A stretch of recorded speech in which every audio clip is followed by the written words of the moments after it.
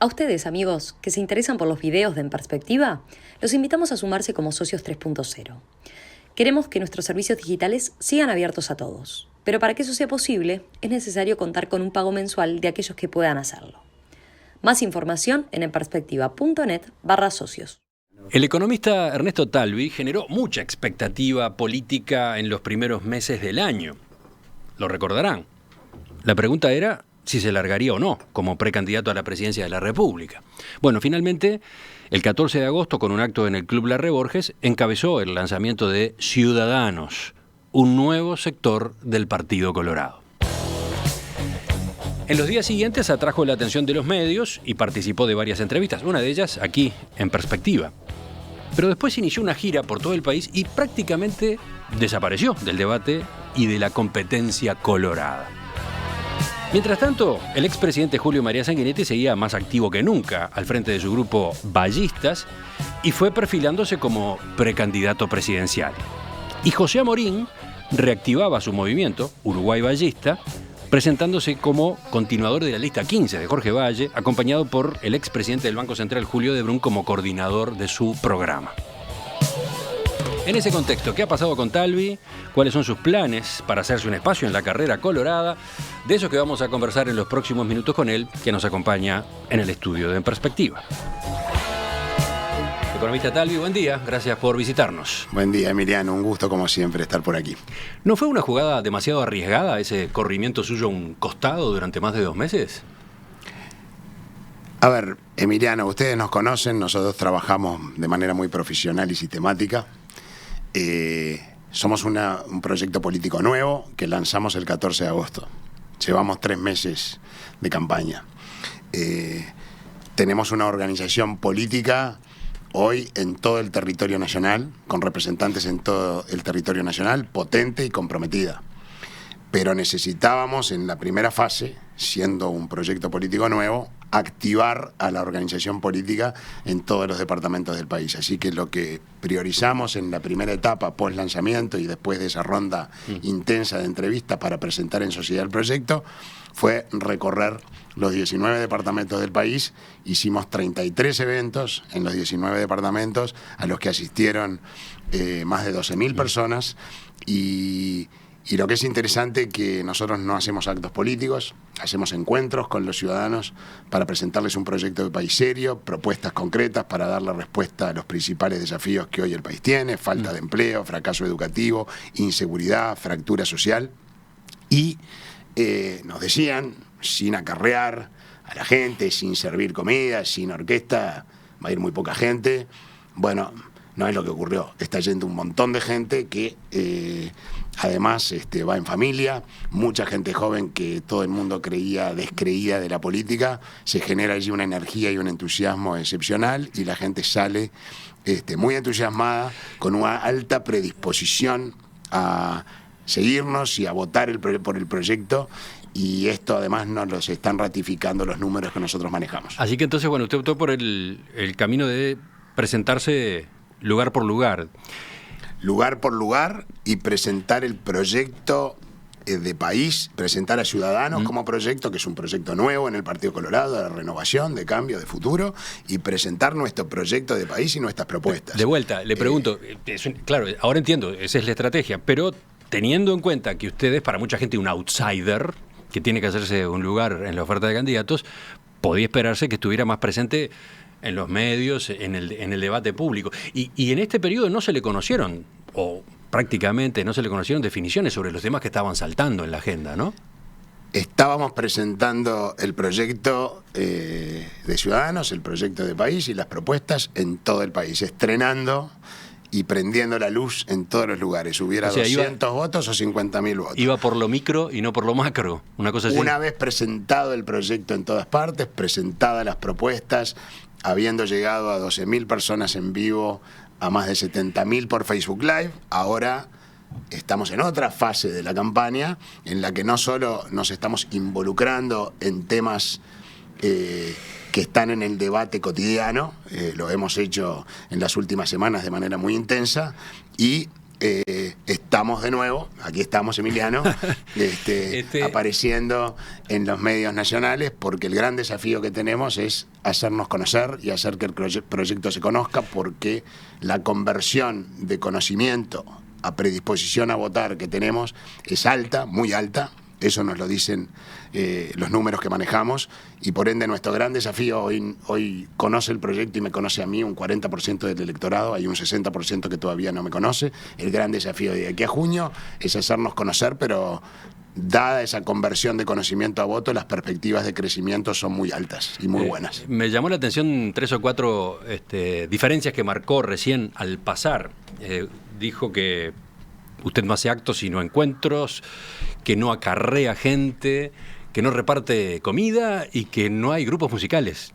Efectivamente, esas son características de sus actividades y está criticando otra manera de hacer política, de su propio partido incluso. No estoy criticando a nadie, Emiliano. Venimos a instalar una cultura política que construimos deliberadamente como algo distinto, por eso decidimos no heredar ningún aparato político preexistente, decidimos construir nuestra propia organización, que la integra gente como Adrián Peña o Pepe Pasquet, que han estado en la política y que tienen trayectoria, y eso es bueno que ocurra porque tenemos ahí experiencia, pero que está integrada también por muchísima gente que nunca en su vida ha estado en política, y eso es solamente la organización político-electoral que, como digo, hoy tenemos desplegada por todo el territorio nacional. Así que entonces, ¿no hay presentaciones de grupos musicales, por ejemplo, en sus actividades? No. No hay presentaciones de grupos musicales. No hay atenciones de comida, refrescos tampoco. No hay refrescos, no hay camiones, no hay ómnibus que lleven gente de otras partes. Aquí se invita por parte de nuestros representantes en los departamentos, nuestros referentes, a través de las redes, a través de los medios de comunicación, y la gente se acerca de manera espontánea. Así que los que allí llegan por su propia voluntad, no solo a escuchar un proyecto de país y propuestas serias, sino también a plantear inquietudes y preguntas sin libreto, sin guión. Usted mencionó recién algunos nombres y eso permite que abordemos otra de las discusiones que se han generado en torno a Ciudadanos. A ver. Usted dijo, tenemos dirigentes que tienen trayectoria. Mencionó algunos. Yo tengo acá una lista: Pepe Pasquet, Susana Montaner, Adrián Peña, Graciela Mateaude. ¿Cómo se entiende eso cuando usted quería, entre comillas, empezar desde cero? Cuando, por ejemplo, no aceptó un acuerdo con Sanguinetti y gente del grupo Ballistas. Son cosas distintas. La propuesta del doctor Sanguinetti de darnos su apoyo no era simplemente que el doctor Sanguinetti iba a decir un día: yo apoyo a Talvi y lo voto. Digo, y a mí me honra que el doctor Sanguinetti haya ofrecido ese apoyo, sino que eso implicaba heredar una estructura política nacional, cuando en realidad nosotros lo que queríamos era construir una organización política nueva. Y la gente que ha estado en política, como esos nombres, y está en política como esos nombres que usted mencionó, son gente que se ha sumado a título individual. Nosotros no heredamos un aparato político preexistente en todos los departamentos del país. Hubiera sido lo más fácil para nosotros heredar ese aparato y sentado en un escritorio ganar, prácticamente tener la interna ganada o con grandes chances de ganar. Decidimos ir por el camino difícil, construir una opción nueva, porque creemos que es indispensable, no solo para el Partido Colorado, sino para el país, que haya una propuesta de renovación, de cambio, de futuro, en la que la gente se pueda ilusionar con un proyecto de país, pero además que le genere confianza de que aquí hay un equipo serio que se está preparando para gobernar. Tenemos hoy 200 profesionales comprometidos en 40 grupos que están elaborando el programa de gobierno, y ya hemos tenido 5 reuniones con una experta en dinámica de grupos que hace que esas reuniones sean extraordinariamente fermentales y productivas. Tenemos más de 500 voluntarios que se han sumado a través de la página web, que no quieren militar políticamente, pero entienden que quieren ser protagonistas del cambio y encuentran en Ciudadanos plataformas diversas que no son estrictamente las electorales para poder contribuir y ser protagonistas de ese cambio. En fin, es decir, Ciudadanos se está preparando para competir, para ganar y para gobernar, y tenemos hoy una organización y tenemos un proyecto de país que está orientado a eso, y la gente lo está sintiendo y lo está se está entusiasmando con esta posibilidad. Sanguinetti. se ha convertido como una especie de antagonista suyo. Eso es lo que de algún modo se ve. Él ya había salido al ruedo antes de que usted hiciera el lanzamiento, pero desde agosto, desde aquel 14 de agosto que usted eligió, no paró. Y mientras usted estaba de gira, se las ingenió para acaparar protagonismo. Hizo varias salidas fuertes, se consolidó a esta altura como precandidato presidencial, algo que ilusiona a muchos colorados y que sorprende en general a la opinión pública, ¿no? Qué curioso es esto, ¿no? A los 82 años parece que apagó la novedad que usted representaba. No creo que eso es lo que ocurrió. Pero yo creo que esta sensación ha ido como instalándose, ¿no? Sí, es posible que sea una sensación, pero no es lo que nos indican nuestros números. Nosotros, como digo, Emiliano, trabajamos muy seriamente, no es lo que nos indica lo que estamos sintiendo y viendo en nuestra recorrida por el país, pero eso podría ser simplemente una impresión de un microclima. A nosotros lo que los números nos indican es que Ciudadanos ha contribuido muy significativamente al crecimiento en que hoy muestran las encuestas el Partido Colorado. Y eso ya se va a ver. Pero fíjese lo que se conoció en estas horas, factum, ¿no? Sí. El Frente Amplio tiene una intención de voto de 34%, el Partido Nacional 30%. De todos modos, lo que destaca el estudio es el fuerte crecimiento del Partido Colorado, que llega a 16%, sí, ¿no? Un guarismo que hacía mucho tiempo no tenía, y donde se destaca especialmente la incidencia que ha tenido el expresidente Julio María Sanguinetti. Nuestros números, lo que nosotros manejamos, nos indican de que sí, el expresidente Sanguinetti tuvo incidencia en ese crecimiento, definitivamente, y que Ciudadanos también tuvo una importante incidencia. Nosotros, además, sabemos de que Ciudadanos, como proyecto de renovación, de cambio y de futuro, tiene una gran aceptación fuera de las fronteras del partido, con lo cual eso indica que es el proyecto con más potencial de hacer crecer al partido fuera de sus propias fronteras, que hoy, por más que haya subido a 16%, no dejan de ser todavía modestas. Y lo otro, como decía, tenemos una conversión de conocimiento a predisposición a votar muy alta. Todavía no nos conoce el 60% de la gente. Si se mantiene esa predisposición de conocimiento a voto, a medida que nos vayamos haciendo conocer, las posibilidades de crecimiento de Ciudadanos son formidables. De todos modos, parece claro que ese activismo de Sanguinetti usted lo ha registrado y lo ha llevado a decidirse a actuar, porque ha terminado polemizando incluso, de manera elegante, pero polemizando con Sanguinetti, ¿no? A ver, hoy tenemos en el Partido Colorado una variedad y una opción muy atractiva. Es una interna atractiva. Y es lindo que así sea. Y es bueno que así sea. Es bueno para el Partido Colorado y es bueno para el país. El doctor Sanguinetti decidió salir de su retiro político y entrar en la vida política activa. A mí me parece formidable que eso haya ocurrido. Y hoy, quien quiera optar por las corrientes históricas dentro del Partido Colorado, tendrá en el doctor Sanguinetti y en el senador Amorín representantes dignos, a quien nosotros apreciamos, valoramos y con quien tenemos una excelente relación.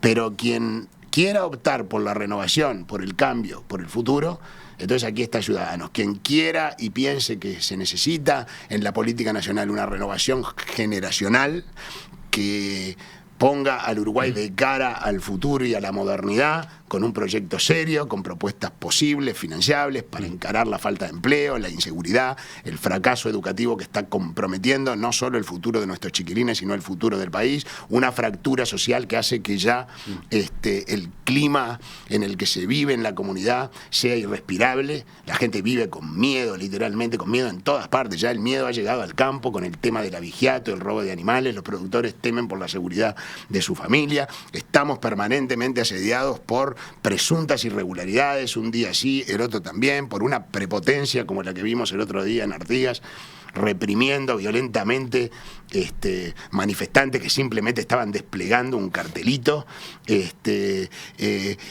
con esa sensación de impunidad que da el sentirse dueño del poder en lugar de servidor, digamos, de los ciudadanos, un puesto para lo que fueron los gobiernos elegidos. En fin,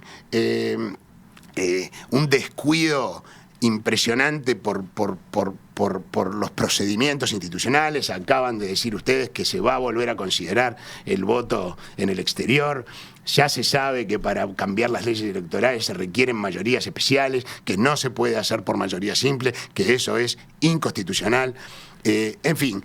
Esto que está diciendo ahora, estas últimas frases suyas, me llevan a otra de las consultas que quería hacerle, porque en sus últimas apariciones, esto es reciente, en las redes sociales en particular, se lo ha visto con un discurso más crítico, más frontal en la crítica al gobierno y al Frente Amplio. Usted recién habló, pero también lo hemos escuchado o leído hablando de fracaso educativo, proyecto agotado, prepotencia. Ese giro en su discurso es porque usted entiende que, justamente, que tiene que hacerse notar. El proyecto agotado, terminado, incapaz de reconocer los problemas más importantes que hoy tiene el país y de darle respuesta, lo dijimos en el lanzamiento en Larre Borges el 14 de octubre. Lo que ha cambiado en la percepción, pero era parte de nuestro plan de acciones, que al principio estábamos hablando en exclusividad del proyecto de Ciudadanos y del proyecto de país para hacerlo conocer. Ahora estamos empezando a opinar sobre los temas que nos ocupan en el día a día y tomando posición al respecto. No solamente hemos tenido discrepancias respecto de algunas acciones del gobierno, como por ejemplo no habilitar la comisión investigadora en el Parlamento para analizar e investigar las presuntas irregularidades en la empresa Envidrio, cajonear las conclusiones de la investigadora por las presuntas irregularidades en la regasificadora. Hemos tenido también discrepancias con el doctor Sanguinetti acerca del tema del asilo de Alan García. Ese fue un caso bien claro. Dijimos que el asilo es una tradición muy venerable que tiene el Uruguay, porque el Uruguay era un país democrático en un mar de dictaduras. Entonces había mucha gente perseguida políticamente a la que Uruguay le dio acogida. Pero aquí no se trata de un perseguido político, aquí se trata de un expresidente en un país democrático que está siendo indagado por la justicia independiente de su país por presunto corrupción en el otorgamiento del metro de la ciudad a la empresa Odebrecht, que se sobornó a Dios y al mundo en toda América Latina. Y en un país donde ya hay 3 expresidentes procesados. Entonces nosotros no nos podemos transformar de ninguna manera en protectores a través del Instituto del Asilo de presuntos corruptos. Es realmente una forma de pervertir la idea del asilo que está pensado para quienes están perseguidos por sus Según ideas esa visión, o por su actividad política. El criterio de Sanguinetti llevaría a eso, a que Uruguay terminara protegiendo un presunto corrupto. En este caso tenemos un desacuerdo profundo de que el Uruguay no debe, bajo ningún concepto,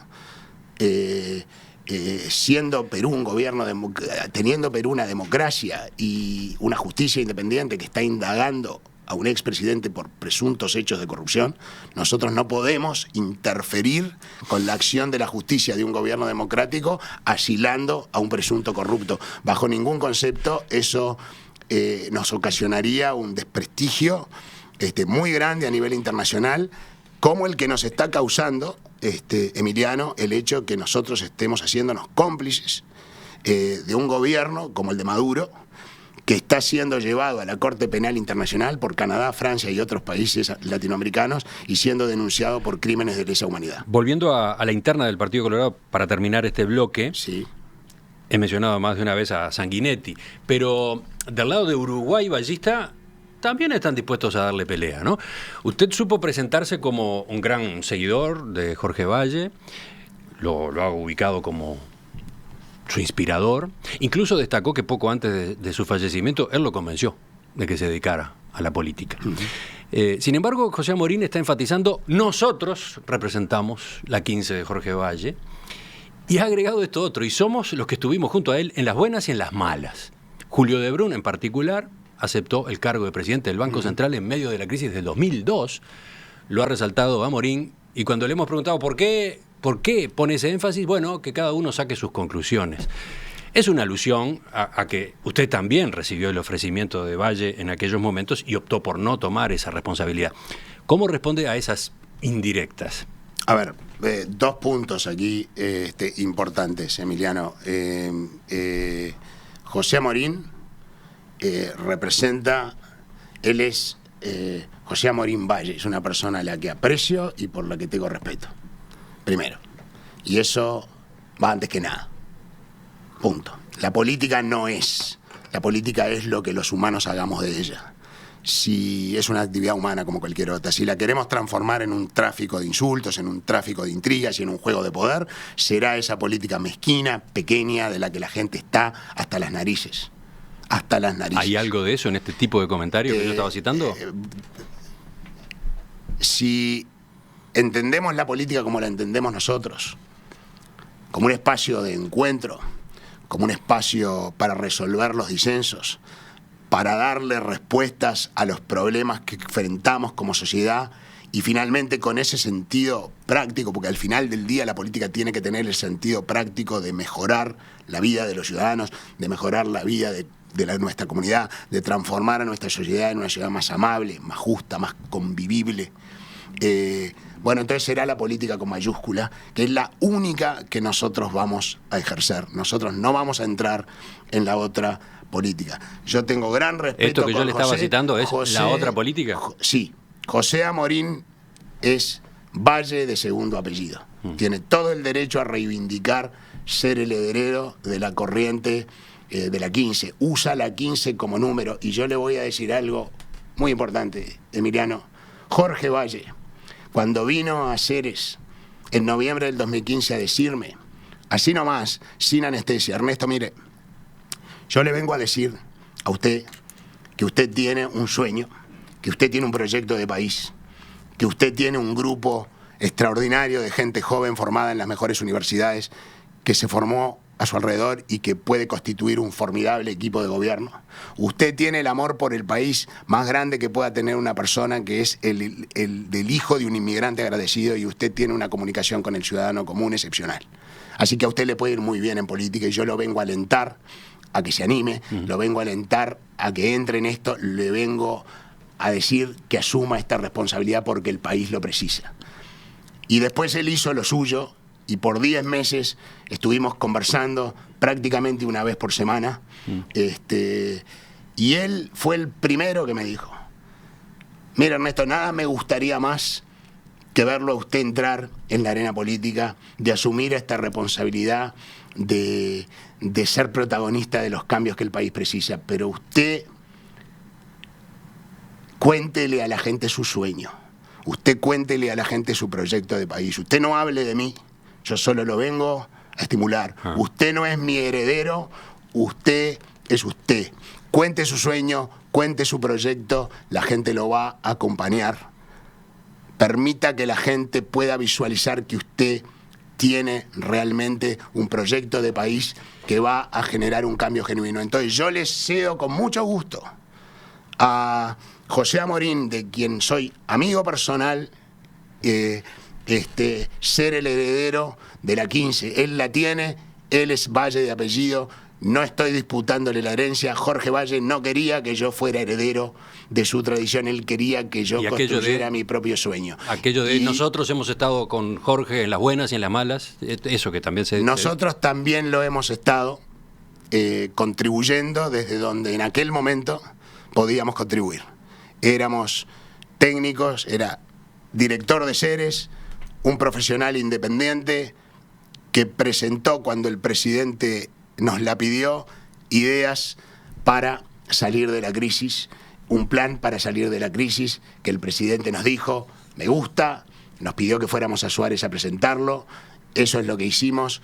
Después estuvimos conversaciones con funcionarios importantes del gobierno de Estados Unidos ayudando al país desde donde en ese momento podíamos, porque no teníamos respaldo político para hacer lo que a la postre se hizo. Y yo, como me dijo Ricardo López Murphy, que fue ministro de Economía en Argentina desde la Rúa, cuando tenía los mismos problemas que tuvo el doctor Valle y duró 2 semanas, me dijo, Ricardo, mirá, si vos agarrás esto siendo un técnico independiente sin respaldo político, vas a durar menos que yo. Yo voy a ser longevo comparado contigo. Así que, y además la carga, mire Emiliano, acá hay algo Yo sé la relación que yo mantuve con Jorge Valle después de ese día del 2002 en que él me vino a proponer, no el Ministerio de Economía, como dice la leyenda, sino la posibilidad de asumir el Banco Central, y que yo le dije, mire Jorge, yo creo que acá tiene que venir gente del Cerno, que esté en la política. Julio de Brum lo estaba, era presidente de la corporación, había actuado en el pachequismo,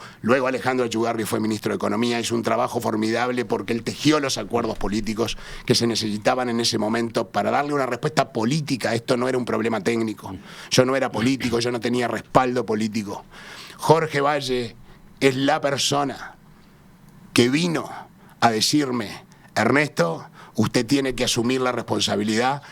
Esa misma persona que presuntamente yo le dije, mire, no le voy a dar una mano en un momento tan grave para el país, esa misma persona me pide que asuma la responsabilidad de ser candidato a la presidencia de la República, y me anima y recorre todo el país diciéndole a todo el mundo que tiene su candidato y que él quiere que la gente me apoye, y se lo dijo a los 3.400.000 habitantes, porque esto no lo digo yo, se lo pueden contar miles de personas a las que el doctor Jorge Valle se lo dijo personalmente. Y esto lo digo Está con emoción, está claro que toqué un tema sensible.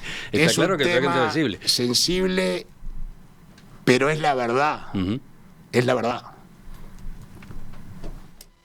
Economista Talvi, en el sitio web de Ciudadanos hay solo una página destinada a propuestas que tiene planteos muy generales sobre 3 áreas: educación, seguridad, empleo.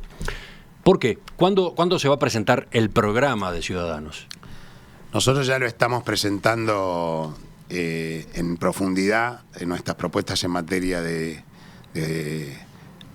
falta de empleo, para recuperar empleos, para resolver el problema de la inseguridad y el fracaso educativo, en lujo de detalles en todos los eventos. Estamos esperando el trabajo de los equipos. Como decía, hay 200 personas trabajando en 40 grupos elaborando el programa de gobierno. Ya hemos hecho 5 reuniones, y para poner detalles estamos esperando que se finalicen los trabajos, así que espero que a principios del año que viene vamos a tener cosas más pulidas y terminadas. Aunque no nos olvidemos, Emiliano, que yo vengo, antes de estos 3 meses que cambié de oficio, como digo, no soy político, pero soy un académico que hoy está participando en política durante 21 años desde Ceres. Me dediqué, junto con un grupo de gente joven muy competente, formada en las mejores universidades, a diseñar políticas de gobierno. O sea que nosotros ya venimos con un proyecto de país y con propuestas concretas en muchas áreas. Pero si tenemos 200 profesionales dispuestos a trabajar, queremos darle la posibilidad, en los temas en los que no teníamos propuesta, que la formulen, y en los temas que teníamos propuesta, que podamos tener una interacción para poder darle forma definitiva a las orientaciones que estamos marcando, pero ya hay orientaciones fuertes. Bueno, hablando de esas orientaciones, justamente menciono algunas para pedirle más precisión. Sí. Voy a la página web y leo lo que se dice en cuanto a seguridad. Queremos salir a la calle sin miedo y volver a ver el frente de las casas y edificios y no las rejas que los rodean. La inseguridad ha alcanzado máximos históricos en los últimos años, tanto por el volumen de crimen como el grado de violencia empleada. La represión no puede ser la única herramienta para atacar este problema. Entonces, ¿qué es lo que van a hacer? Porque usted dice, por ejemplo, vamos a trabajar en un andarivel social que ataque las causas del crimen e impida su reproducción. Segundo, vamos a transformar el sistema de rehabilitación, etcétera. ¿Por dónde viene globalmente el planteo en materia de seguridad? Nosotros le damos mucha importancia al andarivel social. La red de 136 liceos públicos que atiendan a chiquilines que hoy hemos dejado a la vera del camino. La mitad de los chiquilines hoy nacen en las periferias urbanas pobres de las ciudades, y los condenamos a la informalidad, a la dependencia de los planes sociales o a ser semillero de las narcomafias. Con esa aritmética, Emiliano, no hay política de seguridad que podamos llevar adelante. Entonces, eso va a dar resultados en un plazo más mediato, pero si no hacemos eso, no hay nada que podamos hacer. Tenemos que trabajar en el ámbito de la reintegración. La reincidencia es demasiado alta. Entonces, nosotros estamos formulando la reforma del sistema carcelario, instalando 3 centros de reintegración social modelo para los menores infractores inicialmente, que hoy mandamos a infiernos humanos, de donde salen más violentos y más conectados con redes criminales de lo que entraron. Por ende es una historia de nunca acabar, porque los pescamos, sí los pescamos. Punto. Pero también tenemos que darle respuesta al problema más inmediato. A eso iba, porque tiene claro usted que más allá de esas soluciones de fondo que puedan ser de fondo, aparece un reclamo de acciones concretas y desde distintos sectores políticos del Partido Colorado que usted integra, pero también del Partido Nacional, se lanza ideas que van en esta dirección, en este plano, el del hoy, ¿no? El de mañana. Nosotros tenemos propuestas muy concretas, muy contundentes para el hoy, pero no queremos dejar de enfatizar que lo que se haga en materia de seguridad sin resolver ese problema de fondo, nunca, jamás va a ser suficiente. Le vamos a correr siempre al problema de atrás y la sociedad se nos va a terminar desfigurando. Sí. En el hoy, nosotros lo que hicimos fue mirar experiencias exitosas para lidiar con el problema que hoy el Uruguay tiene instalado. Y este es el diagnóstico. Hoy el Uruguay enfrenta el delito organizado, bandas criminales que pueden ser primitivas, bandas de muchachos, clanes familiares o muy sofisticadas, incluso con conexiones internacionales. Estas bandas tienen que hacer muchos movimientos para poder operar. Los que trafican en drogas tienen que entrar la droga al país, tienen que pagarla, tienen que acopiarla, tienen que venderla, tienen que cobrarla, tienen que lavar el dinero que cobraron ilícitamente, tienen que contratar gente para montar toda esta operación. Hay decenas de instancias para detectar estos movimientos. ¿Se está fallando en esa materia, dice usted? ¿Se está fallando? Yo creo que se está empezando recién a actuar y se empezó a actuar muy tarde, pero aún falta mucho camino por recorrer. Nosotros estamos proponiendo que fortalecer con recursos, tecnología y personal a los servicios de inteligencia del país para detectar el movimiento de estas bandas criminales, las rutas del lavado, las rutas del tráfico de drogas, las formas de reclutamiento y organización, y fortalecer los cuerpos especializados de la policía como la Guardia Republicana para poder desplegarlos en todo el país y actuar de manera decisiva y decidida antes de que estos bandas criminales actúen, no después. Cuando uno tiene este tipo de delito, tiene que estar 3 o 4 pasos delante, no puede estar 3 o 4 pasos detrás, como ocurre hoy, que estamos reaccionando ante hechos consumados. ¿Usted comparte operativos como los que se están desarrollando últimamente? El primero de ellos en los Palomares de Casaballe y después en otros barrios donde ha habido mafias o grupos criminales desplazando al Estado incluso. No solo los comparto, los respaldo plenamente. Esa práctica no solo tiene que ser más generalizada, sino anticipatoria, porque uno tiene que trabajar con mucho cuidado cuando trabaja con bandas criminales que dominan territorios, porque si uno entra y decapita a una banda, liberó el territorio y lo que va a generar es una guerra entre las otras bandas para conquistar ese territorio. Entonces puede estar generando más, no menos violencia. Entonces hay que operar con mucha inteligencia y con mucho cuidado. Nuestra política es de prevención y represión inteligente. Nosotros tenemos que lograr que ninguna persona que trafique en drogas, que trafique en armas, que trafique con la vida humana, que trafique en el robo de animales, creándole riesgos sanitarios para la población, porque eso entra en una cadena clandestina sin los estándares de salubridad necesarios. Cualquier persona que esté traficando en algo de eso no pueda dormir tranquilo en ninguna parte del territorio nacional. Eso es el verdadero disuasivo, que quien esté en este tipo de delitos sepa que no va a poder dormir tranquilo en ninguna parte del territorio de la República, que lo vamos a pescar. Y eso hoy no ocurre. Me gustaría hablar con usted enseguida de otras áreas programáticas. Economista Talvi, vayamos al terreno económico, a la macroeconomía. Estos días usted ha hecho la advertencia de que efectivamente la próxima administración va a necesitar ajustar las cuentas. Este es un debate que está planteado, ¿no? Incluso en candidatos de la oposición hay posturas más contemplativas, menos drásticas. ¿Cuál es su visión en esta materia? Mire, mi visión tiene un pequeño matiz con lo que luego se publicó en la prensa. Yo no creo que hay que ponerle orden a las cuentas públicas el 1 de marzo del 2020. Le tenemos que poner orden ahora. Este gobierno se tiene que hacer cargo del enorme déficit fiscal que tenemos.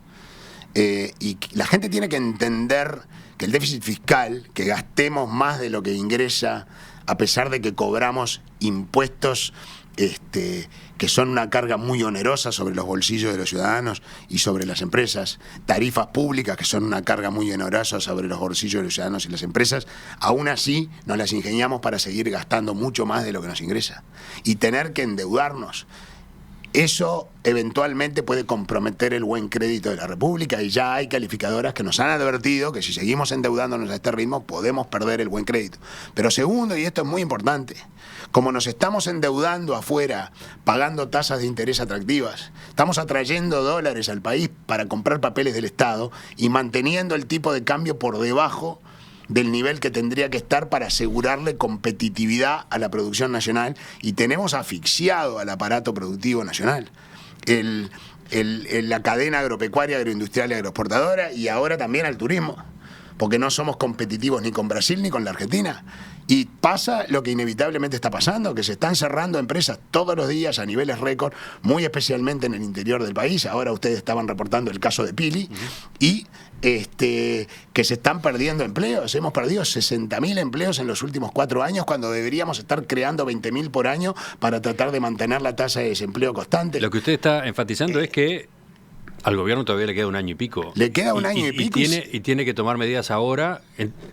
Primero porque, a ver si entiendo bien, usted dice, porque la situación del país lo requiere, pero además para no dejarle al próximo gobierno una bola de nieve más grande. Este gobierno tiene experiencia en que le dejaron un déficit gigante y haber tenido que hacer 3 ajustes fiscales, justamente para evitar esto de lo que yo estoy hablando. Pero usó la terapéutica equivocada, Emiliano. Subió impuestos, subió tarifas públicas en una economía en la que la recaudación se estaba resintiendo porque las empresas están bajo agua y porque las familias están pasando estrecheces. Si uno quiere cobrarle más impuestos a una economía así, la cosa no anda. Bueno, acá hay que controlar el gasto y cambiar la organización y funcionamiento de las empresas del Estado. Pero si eso no se hace ahora, si no se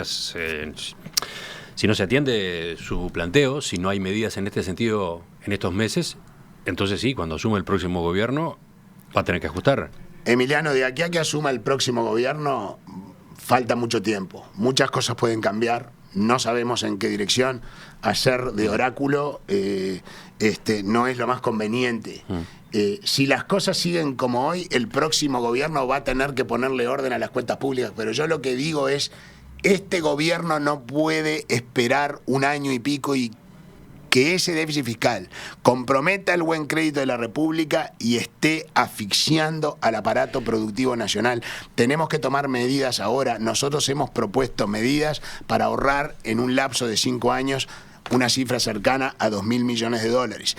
Tenemos que ponerla en práctica ahora porque el país lo precisa. No podemos esperar al 1 de marzo del 2020 a que asuma el próximo gobierno. En eso diferimos con el ministro Astori, que dice que no es necesario ponerle orden a las cuentas públicas, que vamos bien como vamos.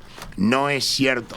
¿Y cómo observa esta información que empieza a tomar estado público en estas horas, pero que por lo visto va a confirmarse con más detalles próximamente, en esta misma semana, el impacto positivo en las cuentas fiscales que va a tener la ley de los cincuentones?